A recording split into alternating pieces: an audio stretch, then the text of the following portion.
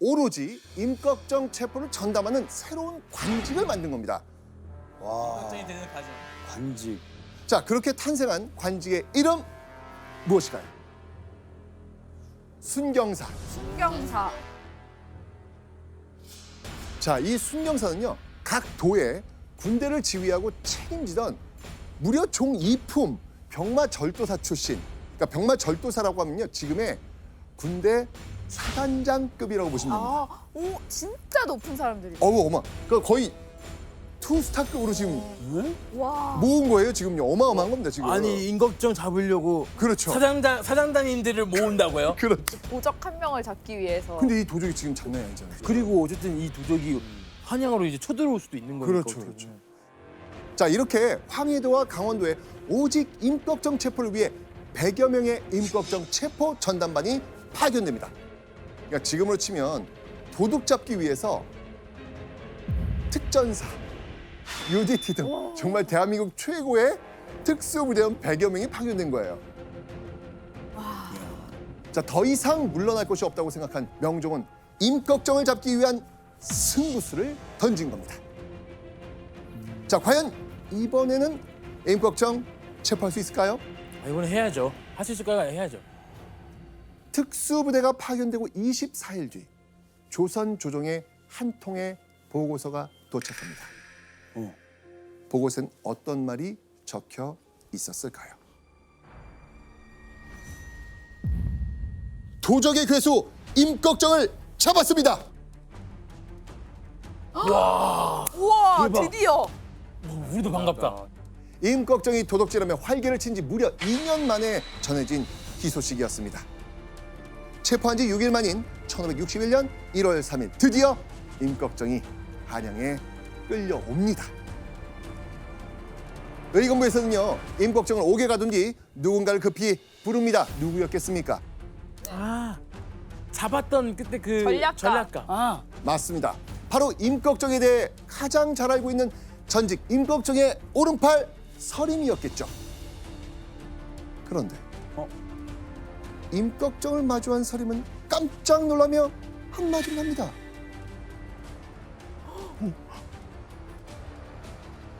이 사람 꺽정이 아니고 꺽정의 형입니다. 잘못 잡았네요. 황해도 순경사가 잡아온 인물의 정체는 임꺽정과 함께 도적으로 활동하던 임꺽정의 형 가도치였습니다. 잠깐만. 그러면은 선생님, 그러면은 그 순경사가 왕을 속이려고 일부러 그렇게 말한 건가요? 처음부터 왕을 속일 생각은 없었겠죠. 네. 순경사들은요, 명종으로부터 임꺽정 체포라는 막중한 임무를 받았지 않습니까? 하지만 그동안 한 번도 체포되지 않은 임꺽정의 얼굴을 아는 사람이 단 한 명도 없었던 거예요. 순경사들은요, 마치 이 사막에서 이 바늘을 찾는 심정으로 수상한 사람은 모두 잡아들인 겁니다. 이 과정에서 도적으로 활동하던 임꺽정의 형 가도치를 잡게 된 거예요. 결국 순경사의 혹독한 고문에 못 이긴 가도치는 내가 임꺽정이요 라면서 거짓 자백을 한 거죠. 자, 이 조선 최정예 요원들의 헛탕질을 보면서 명종 어땠겠습니까? 너무 분했을 것 같아요. 혈압 올랐어요. 네. 명종은 호되게 신하들을 꾸짖었습니다. 큰 도적을 오래도록 잡지 못해 분하다. 특별히 조치하여 기필코 붙잡도록 하라. 조선 최고의 무신들이 가져온 선거가 기껏 이 정도? 명종은 엄청난 치욕과 분노를 느낍니다. 그런데 가짜 임꺽정 소동이 일어나고 8개월 뒤 1561년 9월 7일 또 한 번 조선 조정에 놀라운 소식이 전해집니다. 잡았다. 의주 목사 이수철이 대적 임꺽정을 붙잡았다.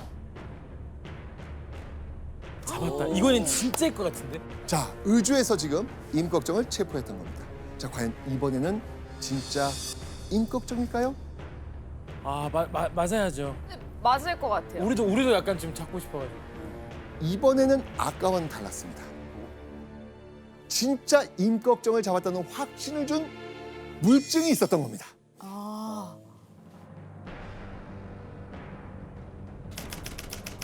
임꺽정의 공초를 보니 놀랍기 그지없다. 자, 지금도요, 범죄자를 잡으면 신문을 하고요, 왜 범행을 저질렀는지 이유를 쓰는 진술서 받잖아요. 네. 조선판 진술서를 공초라고 합니다. 그런데요, 관군에게 붙잡힌 이 남자의 진술서, 즉 공초에 임꺽정이 도적질에 가담한 사람의 이름까지 상세히 적혀 있었던 겁니다. 이건 물증이 확실한 거잖아요. 그죠? 그리고 2주 뒤 1561년 9월 21일 드디어 체포된 임꺽정이 한양에 끌려옵니다.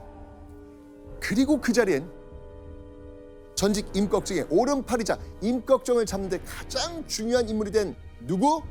서림. 서림도 함께 있었습니다. 임꺽정의 얼굴을 마주한 서림. 뭐라고 했을까요?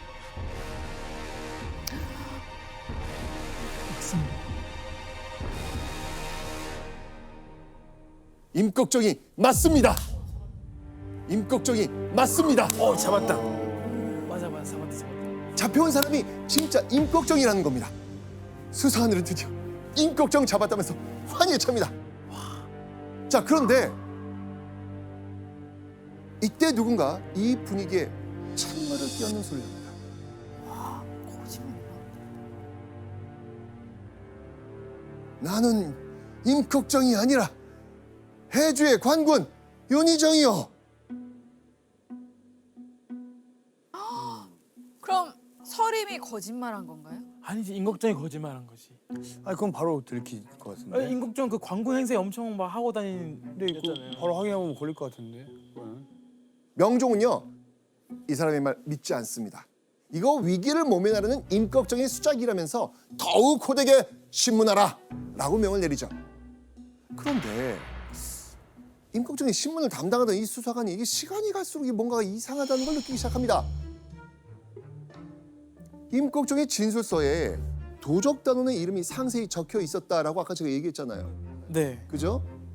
그들을 직접 불러와 대질해 보니 임꺽정의 아내라고 잡혀온 인물은 백발의 할머니였고, 임꺽정의 의붓자식과 사위라는 사람은 온몸이 불로 지져지고 팔다리가 비틀려져 있었습니다. 여러분, 이거 어떤 상황인 것 같아요? 고문에서 거짓 자백 받아낸 거 아니에요? 네, 모진 고문에 의한 허위 진술의 정황이 의심되는 상황이었습니다. 이 상함을 느낀 수사관은요, 다시 서림을 불러 조사합니다. 이때 서림이 힘들게 꺼낸 말을 듣고 조사관은 깜짝 놀랍니다. 사실 저 사람은 임꺽정이 아닙니다. 서림이 거짓말을 한 겁니다. 이번에도 임꺽정이 아니었던 겁니다. 와. 아니, 왜 거짓말한 거죠? 왜요? 당시 서림은 임꺽정을 잡으려 혈안이 된 의주 목사와 관리에게 협박과 회유를 당한 겁니다.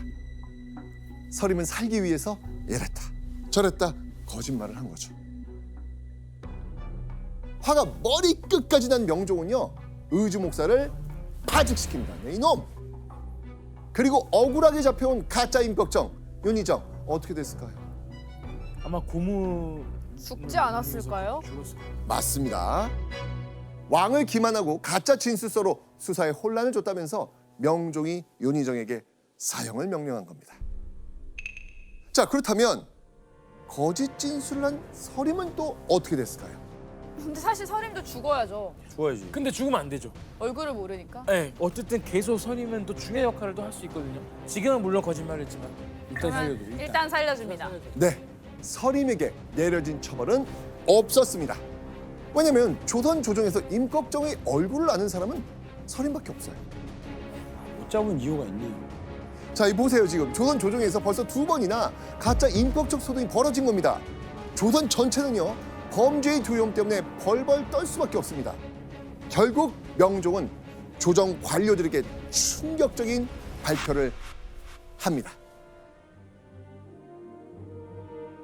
도적의 세력이 성하여 적국과 같다. 아이고. 여기서 말하는 적국은 어떤 의미일까요? 진짜 저 그 다른 나라 같다. 다른 나라. 네. 맞습니다. 조선의 백성이었던 임꺽정의 도적단을 외적, 오랑캐처럼 조선을 침략하는 원수로 여기겠다는 사상 초유의 사태가 벌어진 겁니다. 그렇게 순경사들의 활약마저 기대에 미치지 못한 상황. 명종은 도적 임꺽정과의 전쟁에 종지부를 찍을 히든 카드를 꺼냅니다.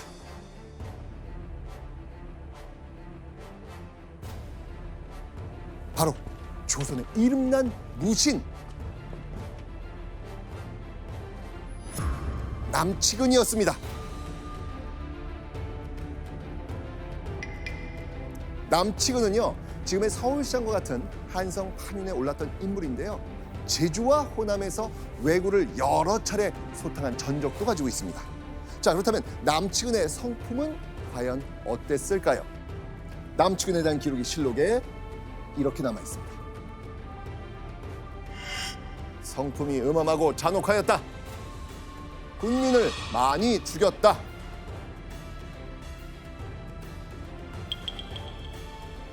남측은 무척이나 포악하고 잔인했습니다. 성미가 어찌나 흉흉했던지 심기에 거슬리면 아군이든 백성이든 무참하게 죽일 정도였습니다. 남측의 이름 세 글자만 내면 우는 아이도 울음을 뚝 그칠 정도로 호랑이처럼 무서운 무신이었습니다. 이야. 조선의 저승사자 남치근은 두 주먹을 불끈 쥐고 명종의 명을 받들어 임꺽정의 속을 황해도로 출정합니다. 자, 그런데요, 사실 이 명종은요, 저승사자 남치근보다 먼저 황해도에 또 다른 인물을 보냈습니다. 바로 서림. 서림은 임꺽정의 얼굴을 아는 유일한 인물이잖아요. 게다가 배신자 서림이 임꺽정의 속을 황해도에 왔다는 소식을 알게 된다면 임꺽정 어떻게 할까요? 서림을 잡으러 와요. 그렇죠. 그러면 그러면은 이제 얼굴을 알기 때문에 잡을 수 있지 않을까. 네, 임꺽정이 자신을 배신한 서림에게 복수하기 위해서 제발로 서림을 찾아올 수 있지 않습니까? 즉 명종은요, 임꺽정과의 전쟁을 마무리 지을 핵심 수단이자 미끼로 서림을 황해도로 보낸 겁니다. 그리고 이 막대한 임무를 서림에게만 맡길 수 없으니 조선의 저승사자 남치근을 황해도로 보냈던 겁니다. 자, 그렇게 남치근과 서림이 함께 황해도를 수색한 지 어느새 약 4개월의 시간이 지납니다. 어느덧 황해도에는 추운 겨울이 찾아왔습니다. 조선 관군은 여전히 임꺽정을 소탕하기 위해 열을 올리고 있었습니다. 그들은 임꺽정 소굴의 중심 구월산을 샅샅이 수색 중이었습니다. 그런데 수색 중이던 관군 앞에요, 한 무리의 백성이 성큼성큼 다가옵니다. 그리고 충격적인 말을 꺼냈죠. 우린 임꺽정 도적단의 단원이요. 과연 이들의 말은 사실일까요? 놀랍게도 사실이었습니다. 추적을 피해 도망다니던 그들이 제 발로 나타난 이유, 그 이유는 바로 관군에게 항복하기 위해서였습니다. 죽을 것 같으니까. 관군은 투항한 도적들을 통해 고급 정보를 알아냅니다. 어떤 정보였겠습니까? 임꺽정이 어디 있는지. 그렇죠. 임꺽정이 어디에 숨어 있는지 정확한 위치를 알아냅니다. 드디어 임꺽정을 잡을 수 있는 희망이 생긴 겁니다. 자, 이제 임꺽정을 잡아들일 일만 남은 상황. 관군들은요, 재빨리 도적들이 알려준 곳으로 향합니다. 그런데 임꺽정이 정말로 그곳에 있었을까요?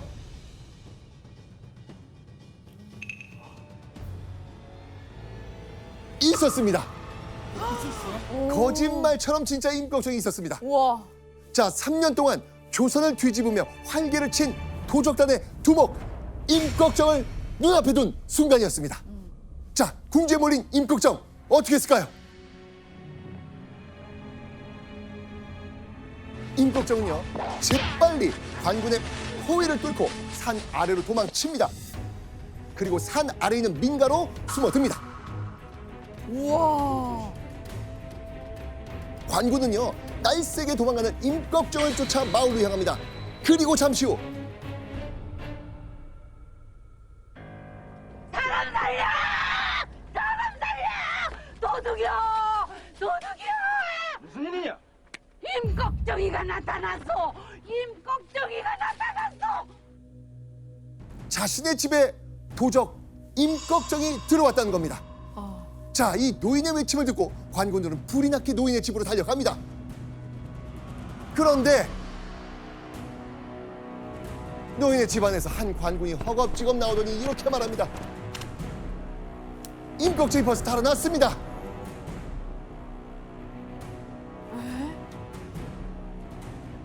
이미 집을 수색했는데 임꺽정 도망갔다는 거예요. 눈앞에서 또다시 임꺽정을 놓친 겁니다. 아니 근데 임꺽정 진짜 아니 와 몇 초 나와요?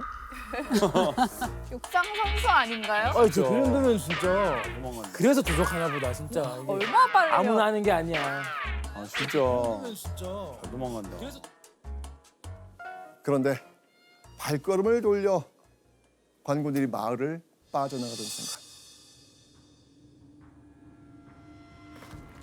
누군가 이렇게 외칩니다. 임꺽정이다!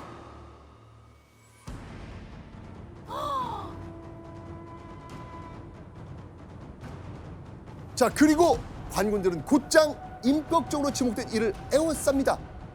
그런데 임꺽정이라고 지목된 자는 관군 복장을 하고 있었습니다. 이게 대체 어떻게 된 일일까요?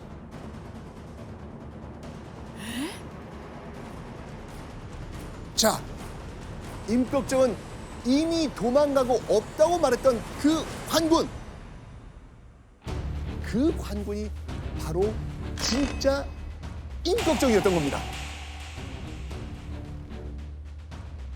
우와. 근데 이거 진짜 영화다. 복장이 보면 자, 그렇다면 임꺽정은 아니 어떻게 관군과 같은 복장을 하고 있었을까요? 임꺽정은 변장술의 달인이잖아요. 어딘가에서 관군의 옷을 훔친 임꺽정이 노인의 집에 숨어들어 관군의 옷으로 갈아입은 뒤 관군 행세를 했던 겁니다. 야. 그리고 허술한 틈을 타서 도망가려고 했던 거예요.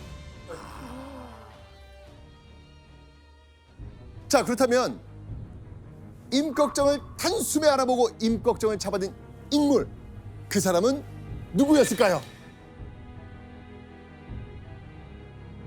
서림. 맞습니다. 우와. 서림. 한 건 했네요. 안 꺼냈어.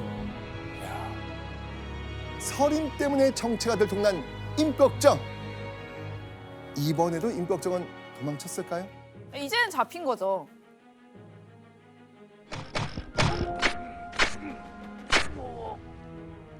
도망칠 틈도 없이 쏟아지는 화살을 맞고 결국 관군에게 체포됩니다.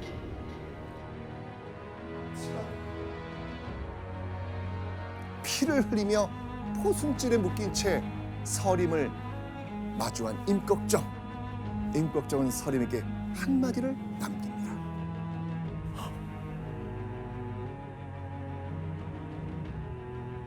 내가 이렇게 된 것은 모두 서림, 너 때문이다. 임꺽정은 자신을 배신한 서림을 향해 피를 토하듯 원망을 쏟아냅니다. 임꺽정은 체포되고 15일 뒤 사망했다고 전해집니다. 지난 3년간 도적 임꺽정과 조선 조정이 벌인 범죄와의 전쟁은 이렇게 임꺽정의 죽음으로 막아냅니다.